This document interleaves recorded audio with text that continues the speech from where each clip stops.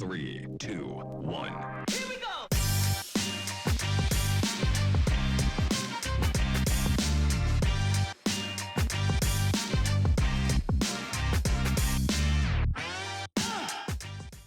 What's up, guys? How are you? Performance bonuses. Nate Bernard and Austin Turpin, they both got $10,000.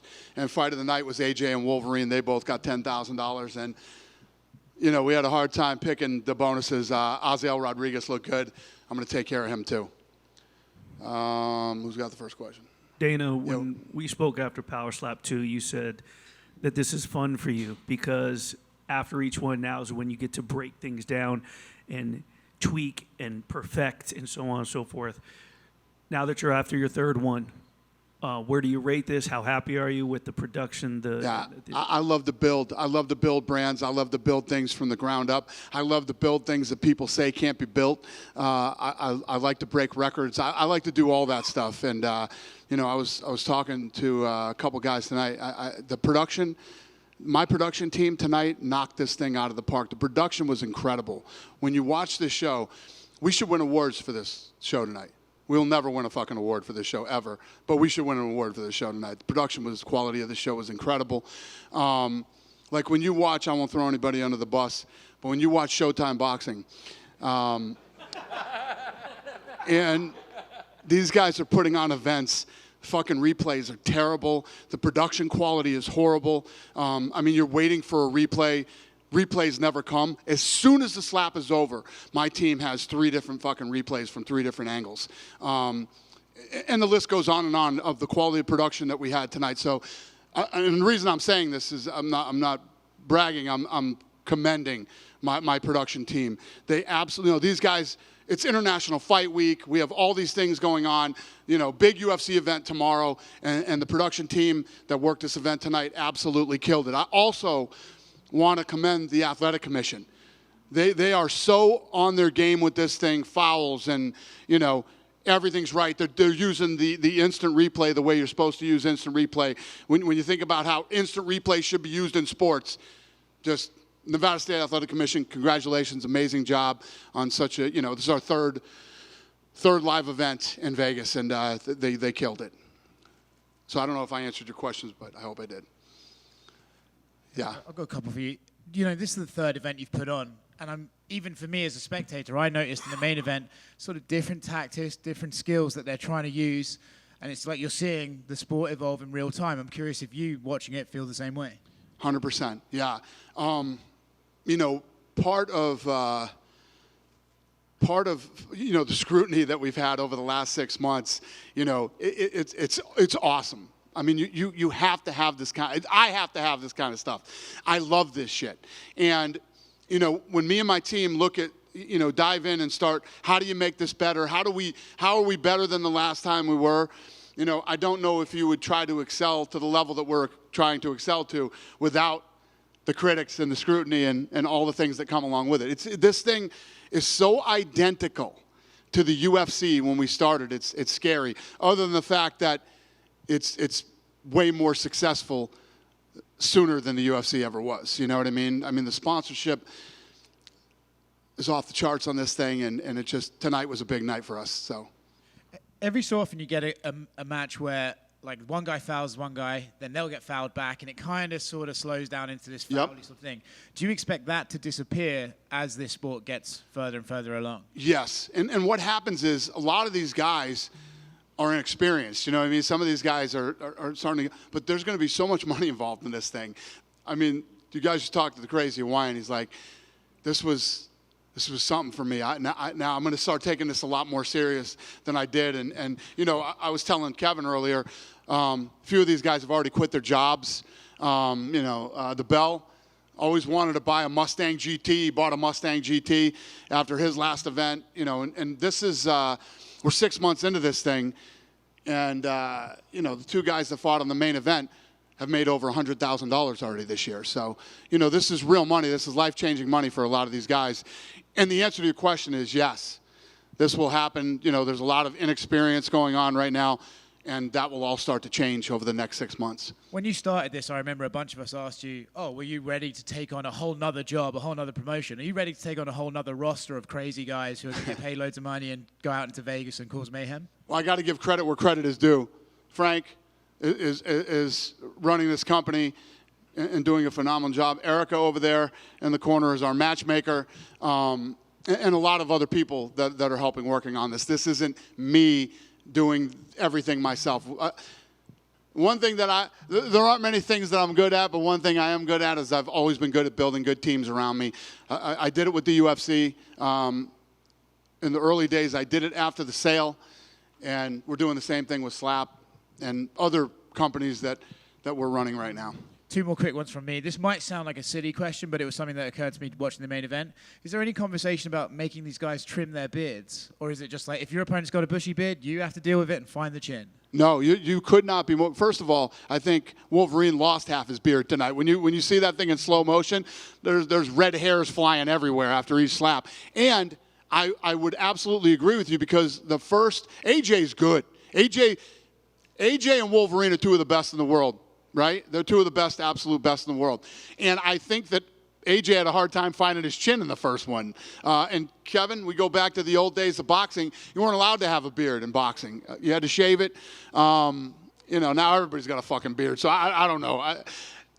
That's up to the commission, not me. But yes, I agree with you 100%. And last one from me, you obviously announced John Jones versus Stipe Miocic today for the 30th anniversary card, massive heavyweight fight. What do you think it means to both of those guys, and why was this the fight to make? What was the question? I'm sorry, I missed it. You made John Jones versus Stipe, yeah. Big fight. Yeah. So, yeah, we're going back into Madison Square Garden. This is a fight that had to be done for, especially, when you think about the legacy of Jones, the legacy of Stipe, the greatest mixed martial artist of all time versus the greatest heavyweight of all time. After he moves up to heavyweight, it's a fight that had to happen, and no better place for it to happen than Madison Square Garden. Dana over here. Yep. Congratulations on a great night. Thank you. Watching on TV is pretty exciting, but also being there in person is like mainlining adrenaline. Right. Is the key to this getting this in front of crowds? What's the contingency plan of getting this in front of crowds? So in the next 2 years, if you look at how far this thing has come, some of you I've talked to personally, when I say shit public, you think I'm still fucking doing this 3 events and this thing isn't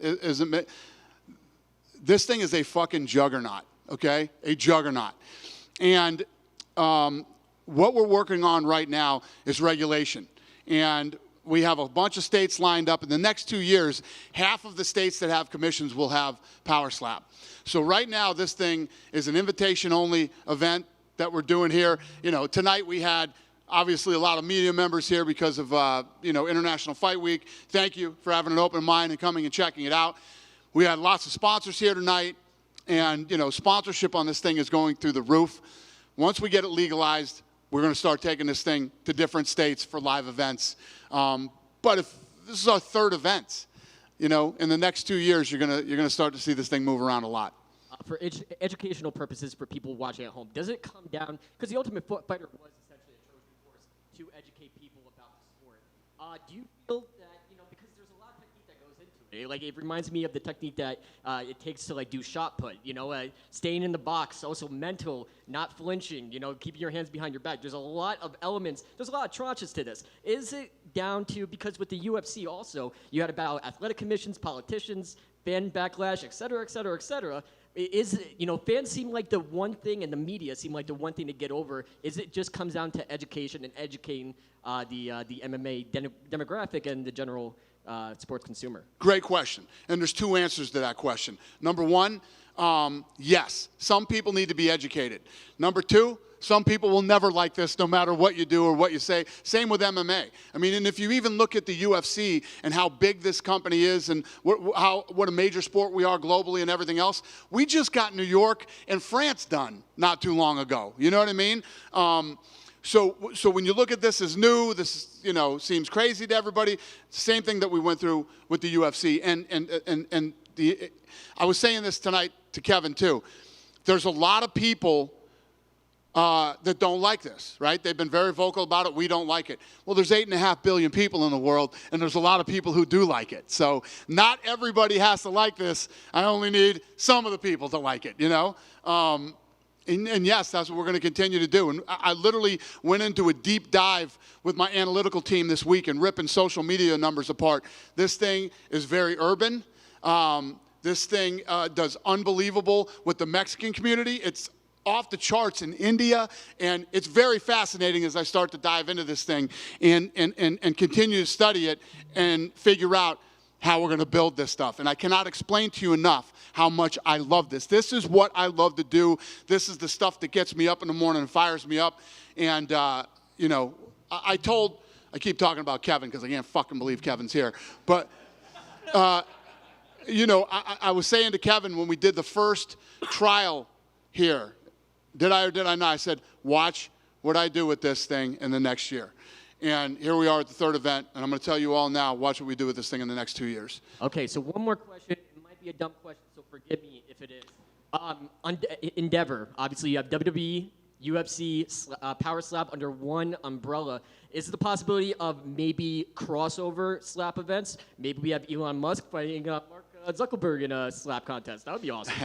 Well, it's a fascinating question, and it's hard to answer right now, but in the next couple months, I'll announce something with you guys that's happening right now. But yeah, a lot of people have a lot of ideas or think they know about how this whole mixing pot of companies work, and you don't. You have no idea how it works. But in the next couple of months, I'll enlighten you on some stuff. Now is not the time. Thank you, sir. Great questions. Dana, I wanted to ask you one question really quickly. I saw Derek Stevens was here tonight. Yep. Did he like it, and is that something that you two could do business together? Derek Stevens is a big sponsor. All the fighters stay at Circa, and yeah, he's been a bit. I mean, if you guys drive down the Strip today, literally every casino on the Strip and downtown has it on their signs. Every casino, restaurant, bar showed it tonight. So. In the beginning, in the early stages like this, it's about getting eyeballs on it. And Hooters, Twin Peaks, Dave & Buster's, PT's Pubs in Vegas. The list goes on and on of all the bars that showed it tonight, too. So. You have deals with that? Huh? You have deals with that? Yeah. Yep. Dana, you keep talking about the numbers. You're big on the numbers. The coin toss, that came out well in advance this time around as opposed to 1 and 2. How much did that play into like the betting numbers and so on? Did that have something to do with it? And what's the return then the feedback you're getting from the betting numbers? Yeah, it's all about the betting. That's why we do it early, because that obviously affects the way people will bet on the sport. And that's the other thing. Another great question. If you look at every major casino had betting.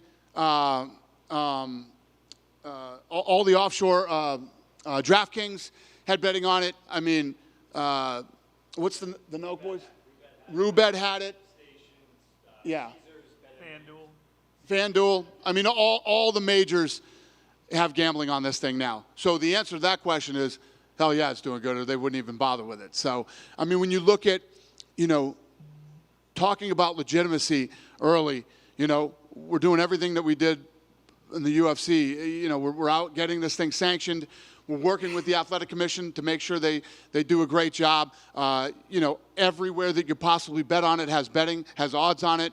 The production quality off the charts. The list goes on and on of all the things that we've worked on over the last, you're talking 6 months.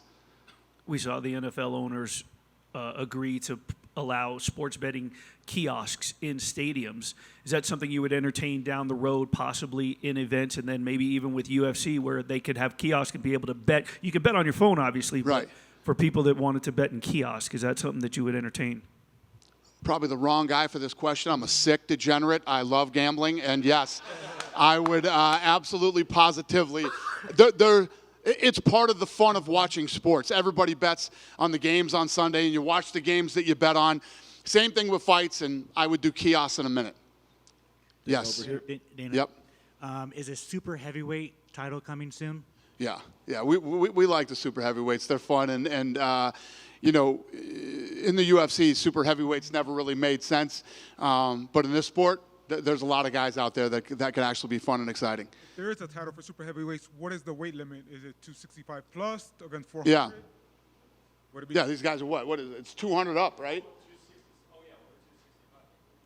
Yeah. When you do get a live crowd, would you like Fridays to be the days because there's a lot of people in town? Well, first of all, we did well tonight. We did really well with the live feed.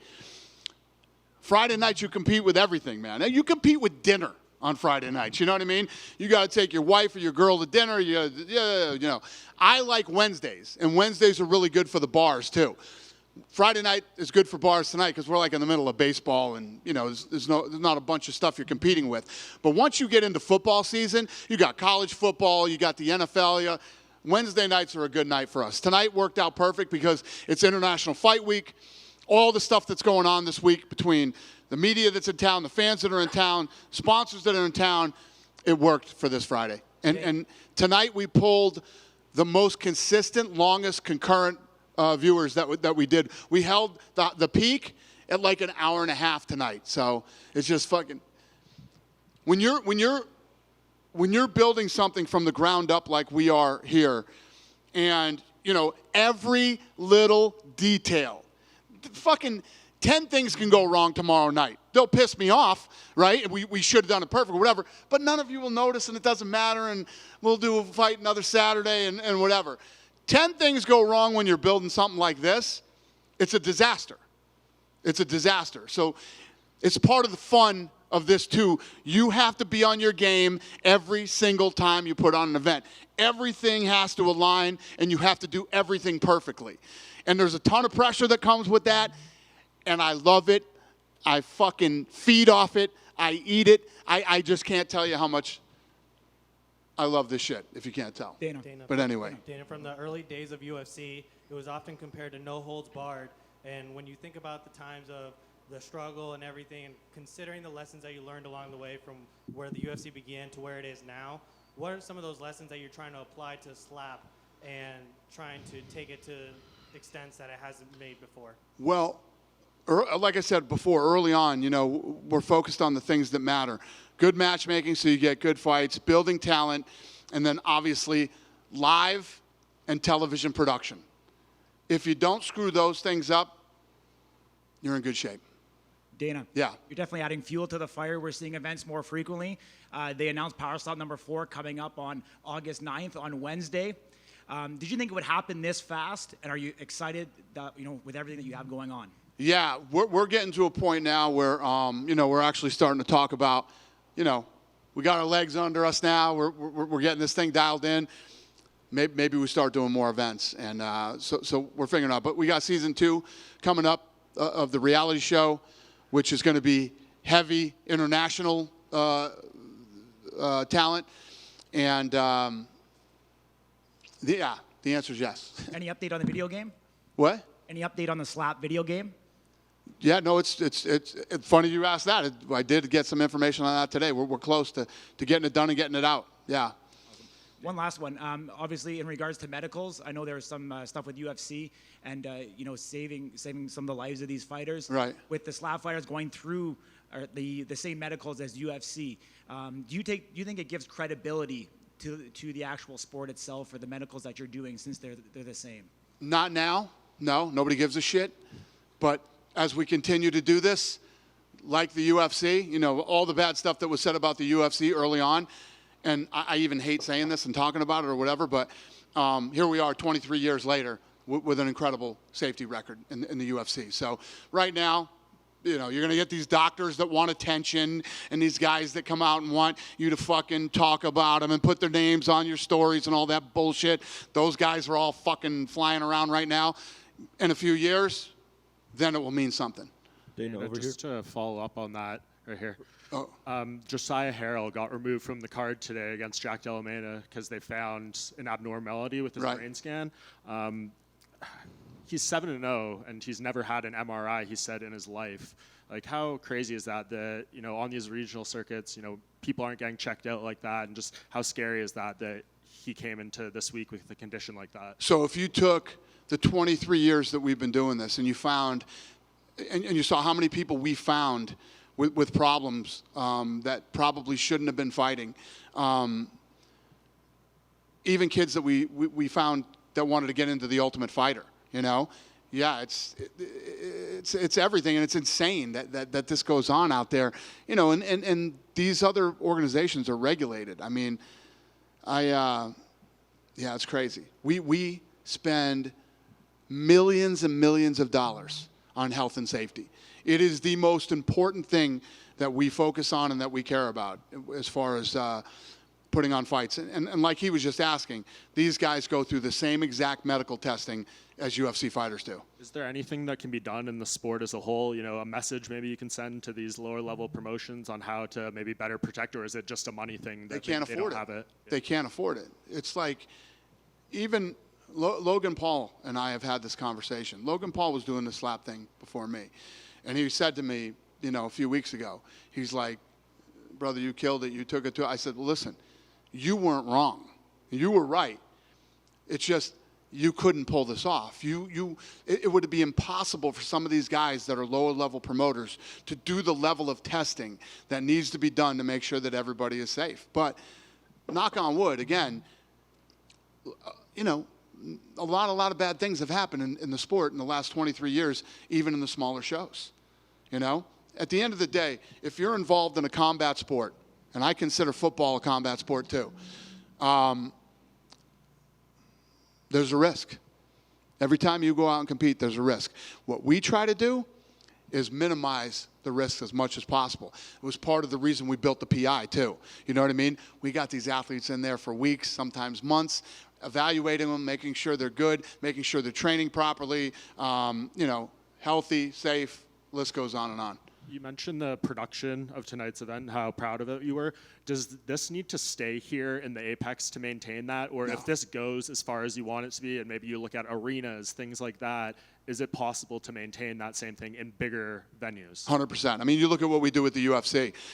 This show tonight has more cameras than the UFC does. There's like 34 ISOs, so I can give you 34 different shots of one slap. And it's all in slow-mo, and, you know, this thing is probably overproduced, but it's awesome. And yesterday it was announced George St. Pierre is going to be coming back and competing here in the Fight Pass Invitational in a grappling match. Yeah.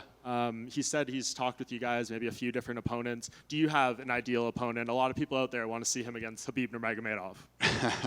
Well, yeah, he was talking. I saw something where some fucking wrote a story about I lied to GSP and I probably lied to him. You know about this? No. About Khabib? So this was after they both retired, and he said, Dana called me and asked me if I wanted to fight Khabib, but he didn't have an okay from Khabib saying that he would fight. Well, you got to call somebody first, right? Yes. You got to call somebody first. I don't get them on fucking three-way calling and say, hey, guys, what's happening? Would you like to come out of retirement and fight each other? So George had been retired longer, so the question was, would George even consider, you know what I mean, fighting Khabib? He said yes.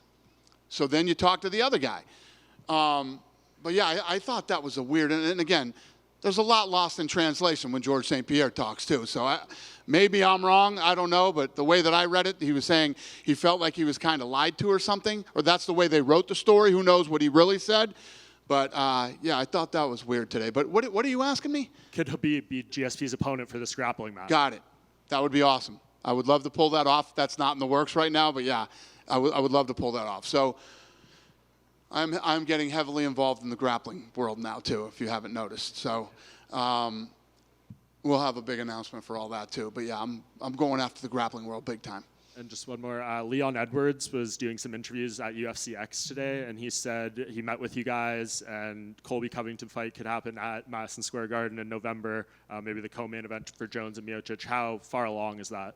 Yeah, that could happen. There's a lot of options. I don't want to talk tonight about potential UFC shit. I mean, we could be here all fucking night talking about that, but yes, that is potential. Hi, Dana. Yeah, hi, Ben. Every week, or every event, I ask you about the women, but I have a different question about the women. You mentioned all the analytics and stuff you're looking into. Have you found that women are receptive to even watching?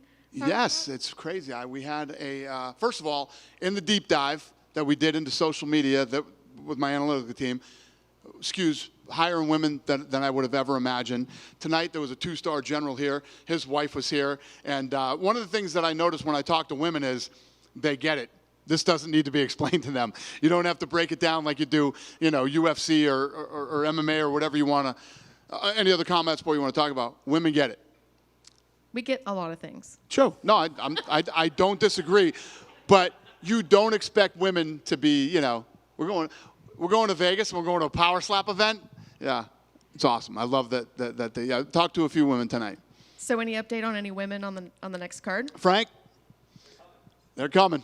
We're working on it. Thank you. Thank you. Dana over here. Hey, Dana. Yep. I wanted to ask you about Austin Turpin and his performance. What do you make of that? Is that dude a maniac? Yeah. He's a maniac.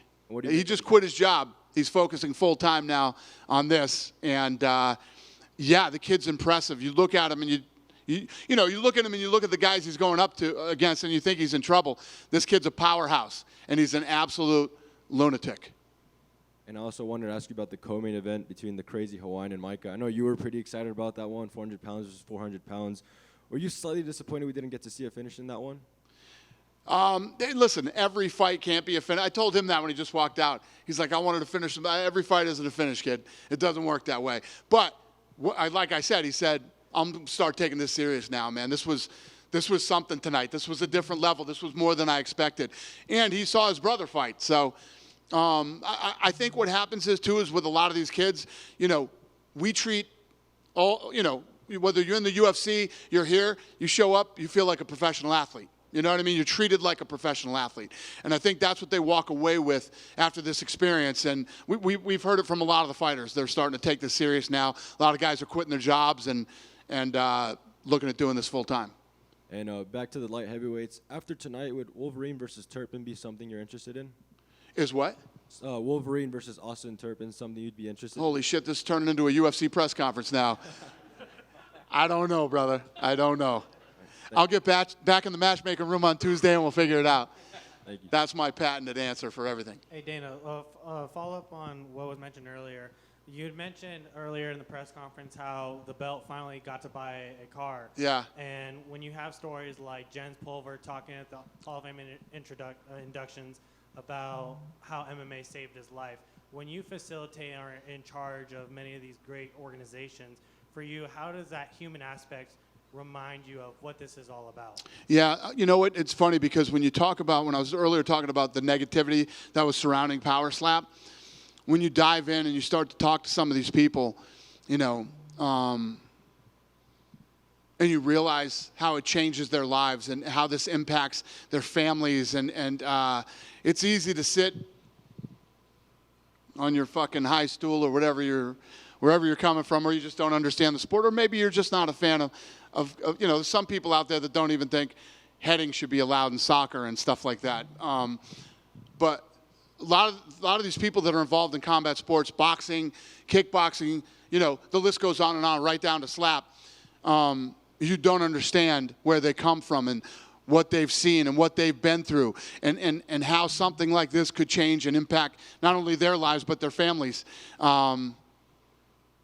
Yeah, it changes your perspective on it, hopefully.